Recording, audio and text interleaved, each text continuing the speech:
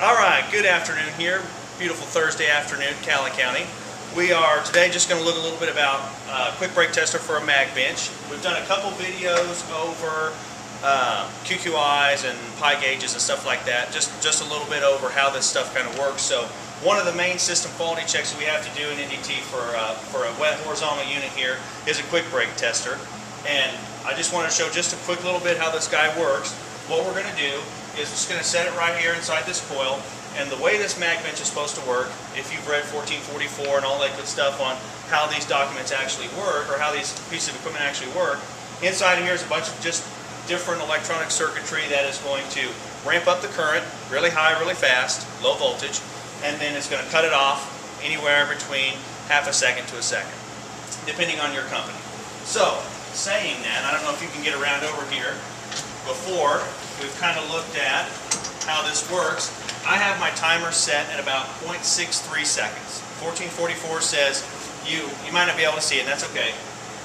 Timer 1444 says you're supposed to have about a half a second to a second shot duration. Okay, two successive shots while applying particles and all that good stuff. So, in order to make sure that quick brake is actually working for our timer, I'll have you slide in here in just a second. We need to make sure that it's actually shutting the current off. So what we're going to do is we're going to take this coil. I just set my quick brake tester inside of that coil. I'm going to run it up to some amperage. It really doesn't make me any difference what the amperage is right now. What I want to make sure, I've got it parked at about 2700.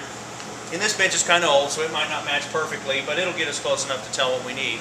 So what we need to do is just make sure that, one, we ramp up high current, and then two, it shuts it off like it's supposed to.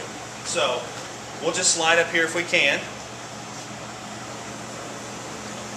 and take a look at this quick brake, how I've got it setting in the coil here.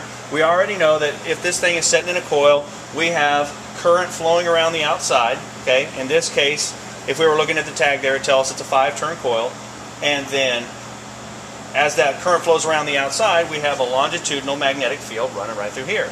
Okay, so we're going to pick up on that and take a look at this little blinky light right here on my quick brake tester, and that's going to tell me whether or not my current is actually being stopped like it's supposed to. So I come down here, I make sure I flip to coil on my setting on my switch. Okay, contacts tells me head. I'm on the coil shot there. Again, I'm at about 2700 amps.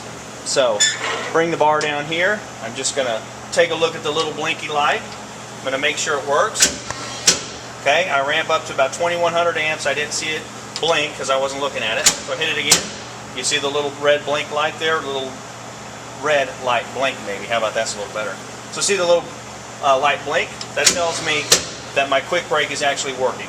It's taking that energy right there out of the coil and it's making that little light blink, which tells me my timer set at 0.63 seconds is working, and the quick brake for the actual bench is working like it's supposed to.